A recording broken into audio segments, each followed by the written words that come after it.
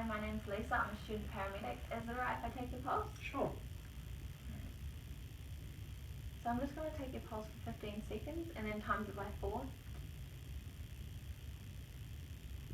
so you've got a pulse of 60. Now normal pulse is between 60 and 80, and it's regular, which is good and it's strong. Now irregular pulse would indicate abnormal cardiac function. Yours is good. Hi, is it alright if I have to listen to your lungs? Sure. So I'm just going to put the stethoscope under your shirt, if that's okay, and I'll just be listening here, under your chest, there and there, and 4 points on your back as well. Sure. Now if I can just get you to breathe in and out, just normally.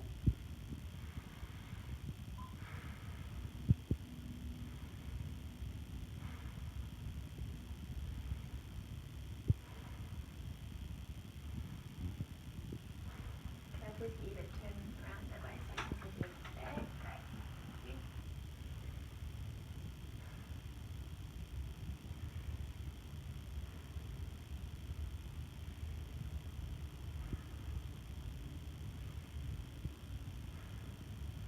Okay, that's great. Thank you. I was just listening for rate, depth, and regularity, and if there was any crackles or wheezing that I couldn't hear anything, so it's all clear. Is it alright if I take your blood pressure? Sure. So just get your arm in here.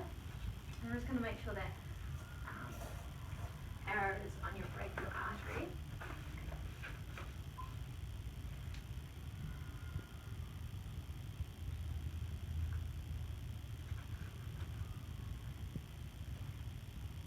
Now you may feel some pressure as I blow it up. Okay.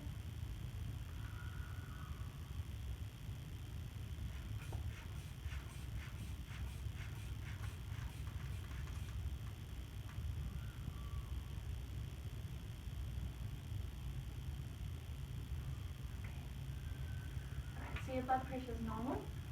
So it's 120 over 70. Now an abnormal blood pressure would be a systolic over 140 and a diastolic of over 90. Thank you. And your respiratory rate was 16, which is normal. Thank you. Is it alright if I take your temperature? Sure. I'm just going to pop this in your ear. Okay.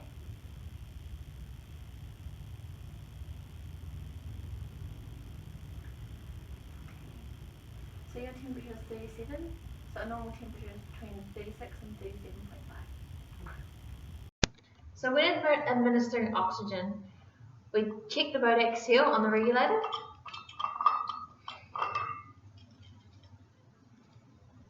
Yep, looks good. We reattach it here, and then a quarter turn to tighten. Now we check the oxygen amount in the bottle by turning it on, and then we test the flow rate. Now we apply the tubing and apply the mask to the patient.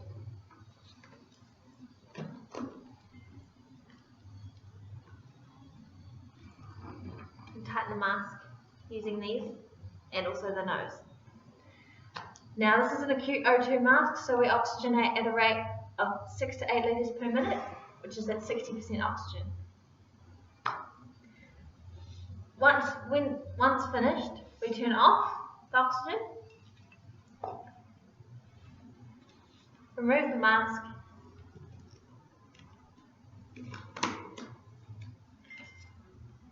and flush the remaining oxygen from the regulator.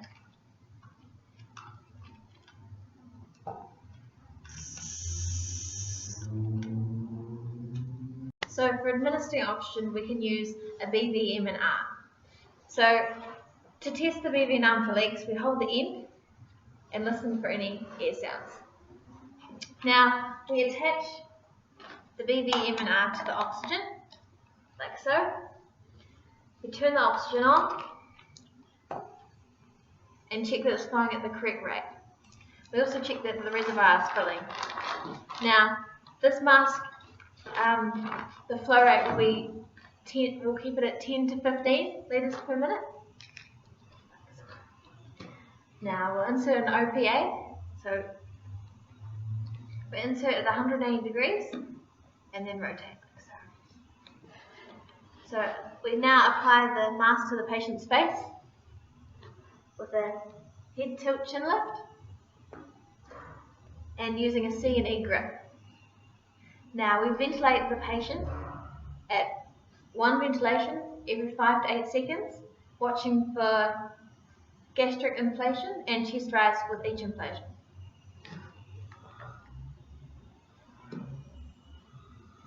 Now, if needed, we'll have a second user to apply cricoid. So indications for using suction is a patient with a foreign body or fluid in the oropharynx with a decreased GCS and unable to maintain their airway. So to test the suction's working properly, we occlude the pipe and turn on the suction to 350. And watch till it reaches to 350.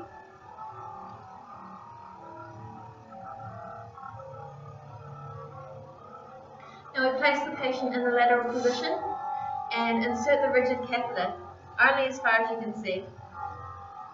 Now we only use suction on the way out and only for a maximum of 10 seconds at a time. Also, the rigid catheter must not be used in a moving vehicle. Now, complications of suction are hypoxia, induced vomiting, which can cause aspirations and raised intracranial pressure, soft tissue trauma, laryngospasms, and induction of bradycardia. Indications of an OPA is if a patient has a GCS below 8 and a motor score below 5. Now, contraindications of an OPA is an intact gag reflex. So we measure the OPA from the earlobe to the angle of the mandible. So insert the OPA upside down and then tilt around. Now, complications of an OPA can be if it's too big or too small, damage to the oropharynx, and induced vomiting. An NPA can also be used. An NPA has benefits where the airway can be suctioned through the NPA. An NPA is also indicated if a GCS is less than 8. Contraindications of use of an NPA is a severe head injury, bleeding, or polyps. The NPA is measured from the nares to the earlobe, like so. Now, you lubricate the NPA with water-based lubricant and insert at 90 degrees to the patient's face. If resistance is met, rotate 180 degrees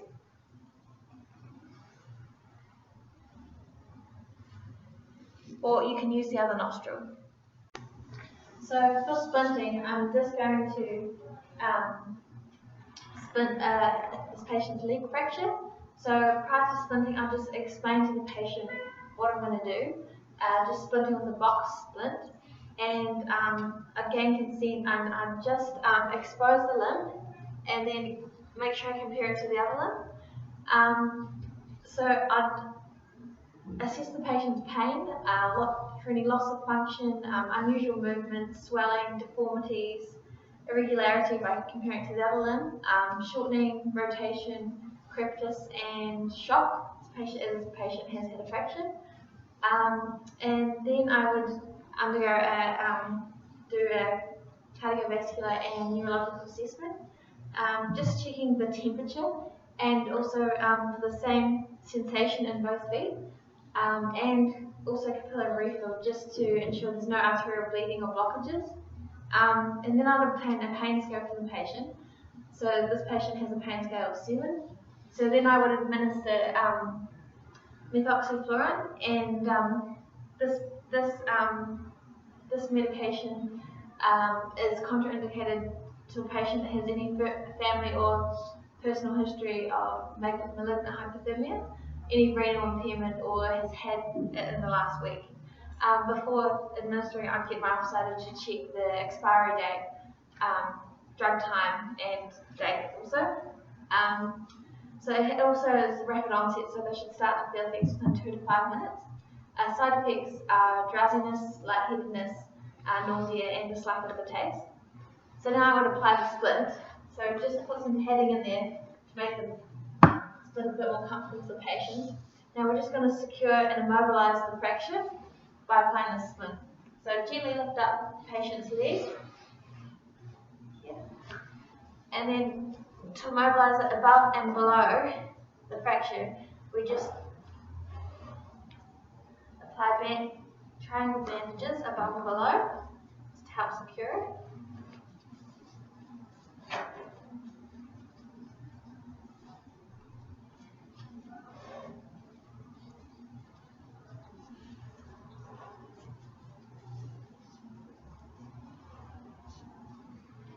And then after applying the splint, I'd take another cardiovascular and neurological assessment. So just checking the temperature, same sensation, and capillary flow. So indications for applying a cervical collar, we use nexus.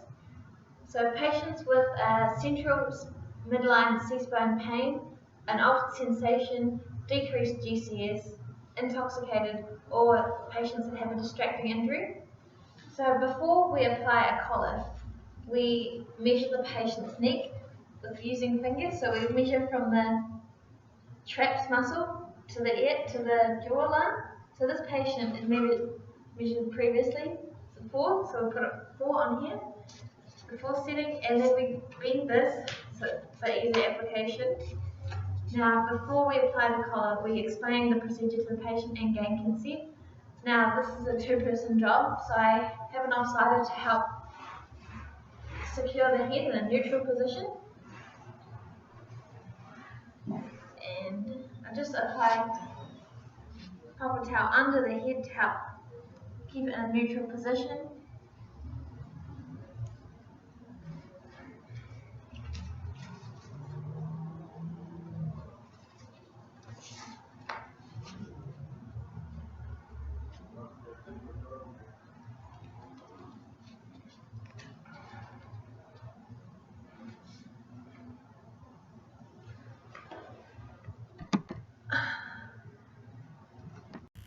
So expose the wound, and then I'm going to flush with saline, and then I'm going to pack the wound like this, and apply a bandage so it stays in place.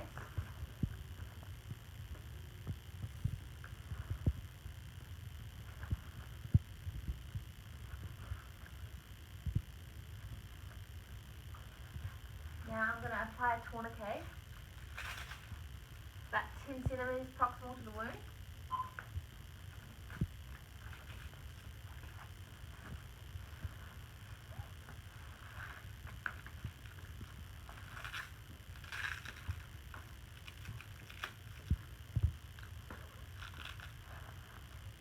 I'm going to tighten it here,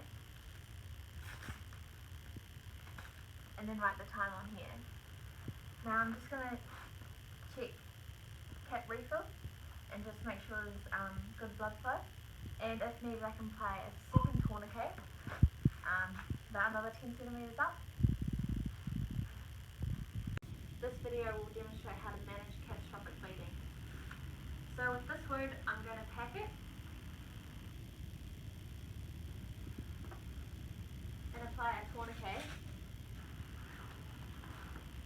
10 centimeters proximal to the wound.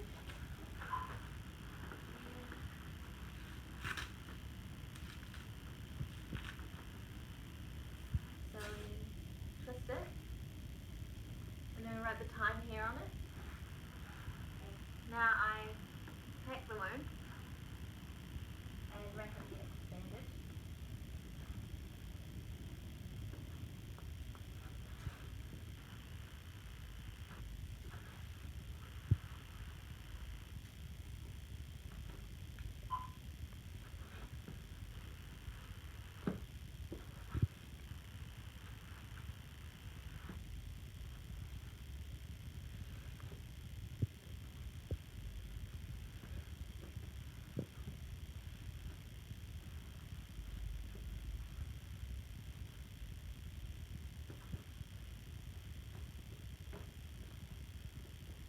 Now I can also apply a second tourniquet